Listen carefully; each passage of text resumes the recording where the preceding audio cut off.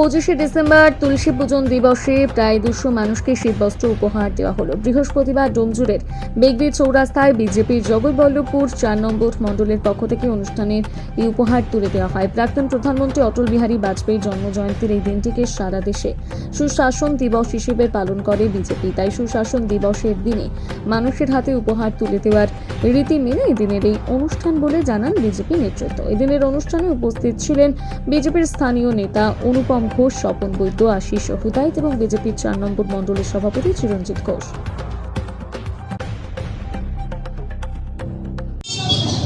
আজ মাননীয় শ্রী অটল বিহারী বাজপেয়ীজির জন্ম জয়ন্তী বর্ষ।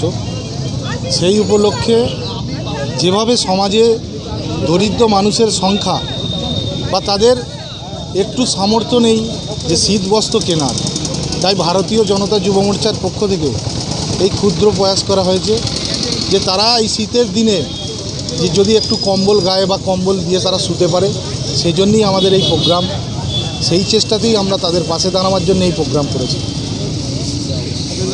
আমার নাম চিরঞ্জিত ঘোষ, ভারতীয় জনতা যুব মোর্চার জগৎবল্লভপুর 4 নম্বর মণ্ডলের সভাপতি। মূলত ভারতীয় জনতা পার্টি সারা বছর ধরেই মানুষের পাশে থাকে। এখন শীতকাল বলে আমরা শীতবস্ত্র উপহার দিলাম সাধারণ মানুষদেরকে, গরিব দুস্থ মানুষদেরকে। এছাড়াও আমরা কখনো বস্ত্র উপহার, কখনো শিশুদের জামা উপহার, সমস্ত কিছু দিয়েছি একই। আমরা বোঝাতে চাইছি মানুষকে একই দিয়ে সাধারণ মানুষের পাশে ভারতীয় জনতা পার্টি আছে।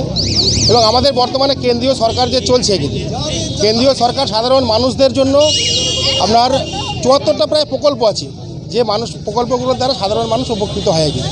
তো আমরাও আজকে আমাদের যিনি যশস্বী প্রাক্তন প্রধানমন্ত্রী অটল বিহারী বাজপেয়ীজির জন্মদিন উপলক্ষে এবং তুলসী পূজন দিবস এবং সেই সঙ্গে সুশাসন দিবস, সেই দিবস উপলক্ষে আজকের দিনটাকে স্মরণীয় করে রাখার জন্য, যাতে আমরা সাধারণ মানুষের পাশে আরও বেশি করে দাঁড়াতে পারি।